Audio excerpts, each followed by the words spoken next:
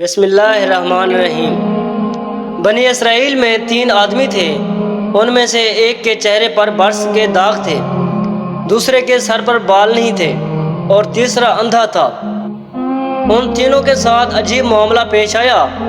ان میں سے ایک آدمی ایسا تھا جن کے چہرے پر برس کے داغ تھے، شکل بھی اچھی نہیں تھی، لوگ اسے دیکھنا پسند نہیں کرتے تھے۔ محفل میں بیٹھ کر وہ اپنے آپ کو مجرم کی طرح محسوس کرتا تھا، اس لیے بڑا پریشان پھرتا تھا۔ اس کا کاروبار بھی اچھا نہیں چلتا تھا۔ اس کے پاس ایک آدمی آیا اور اس سے کہنے لگا کہ تمہاری کیا پریشانی ہے؟ اور یہ کہنے لگا بڑی پریشانی ہے۔ آدمی پوچھنے لگا کون سی پریشانی ہے؟ وہ کہنے لگا اللہ تعالیٰ میرے برس کے داغ ٹھیک کر دے، میرا چہرہ اس قابل ہو کہ مجھے لوگ عزت کے ساتھ دیکھیں، عزت کے ساتھ کہیں بیٹھ سکوں، اور اللہ تعالیٰ کاروبار بھی ٹھیک کر دے تاکہ میں عزت کی روٹی کھا سکوں، میرے لیے یہی کافی ہے۔ تو اس آدمی نے دعا کی تو اللہ تعالیٰ نے اس آدمی کی برس کی بیماری ٹھیک کر دی اور اسے ایک اونٹنی عطا کی۔ اونٹنی کی نسل اتنی بڑی کہ ہزاروں اونٹنیوں کا مالک بن گیا۔ اس کا نام امیر آدمیوں میں شامل ہونے لگا۔ پھر وہ آدمی دوسرے کے پاس گیا جس کے سر پر بال نہیں تھے۔ لوگ اس کا مذاق اڑایا کرتے تھے اور اسے گنجا کہتے تھے۔ کاروبار بھی اچھا نہیں تھا اور وہ پریشان رہتا تھا۔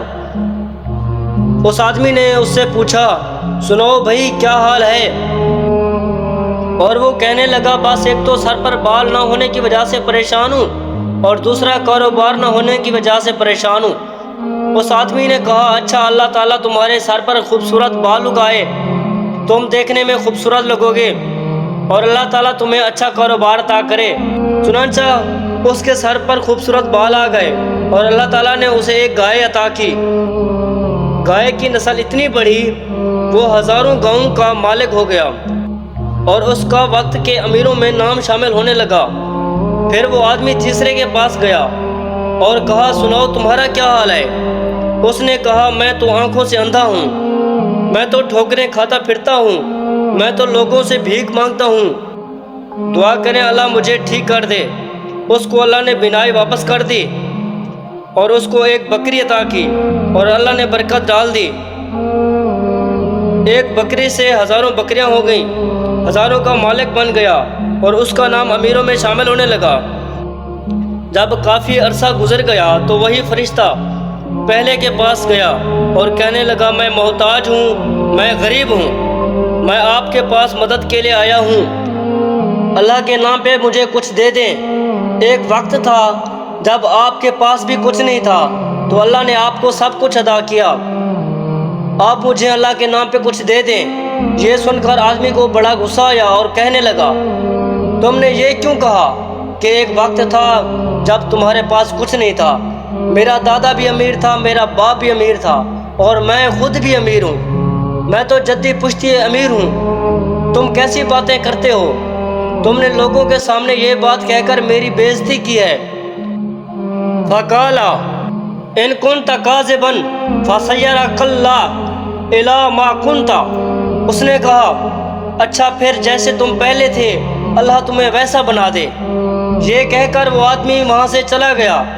کچھ دن بعد پھر پہلے جیسا بن گیا، اس کی اونٹنیاں بھی مر گئیں، جائیداد بھی ختم ہو گئی اور وہ اسی پہلے والی حالت میں دوبارہ آ گیا۔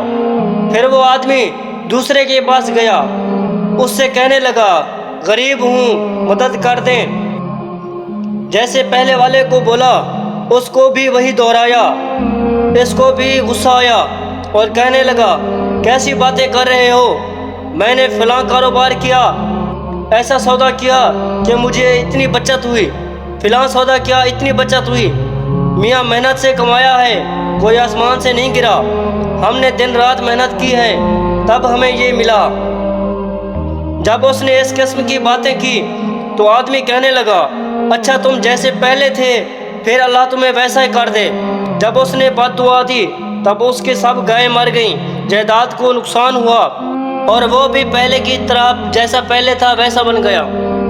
پھر وہ آدمی تیسرے کے پاس گیا اور اس سے کہنے لگا میاں میں غریب ہوں، مجھے اللہ کے نام پر کچھ دے دو، حالانکہ پہلے آپ کے پاس بھی کچھ نہیں تھا، جیسے ہی اس نے یہ بات کہی تو اس نے کہا آپ بالکل ٹھیک کہہ رہے ہیں، میں پہلے اندھا تھا، میں لوگوں کے سامنے ہاتھ پھیلایا کرتا تھا اور در بدر کی ٹھوکریں کھاتا تھا، میری دنیا ویران تھی، اور ایک دن اللہ کا بندہ آیا، اس نے دعا دی، میرے رب نے میری آنکھوں کو ٹھیک کر دیا اور ایک ایسی بکری دی جو اتنی برکت والی تھی۔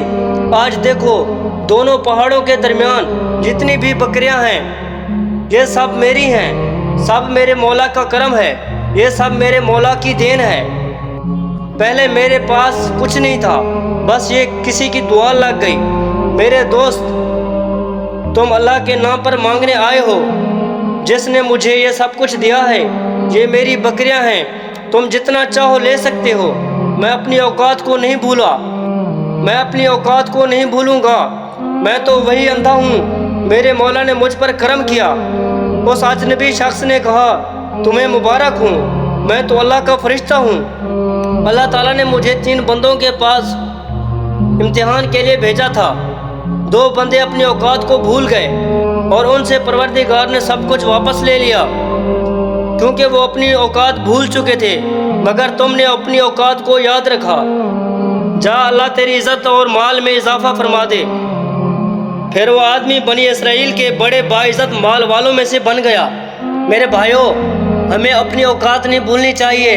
جو کچھ بھی ہمیں اللہ تعالیٰ نے دیا ہے، عطا کیا ہے، ہمیں اس کا شکر ادا کرنا چاہیے۔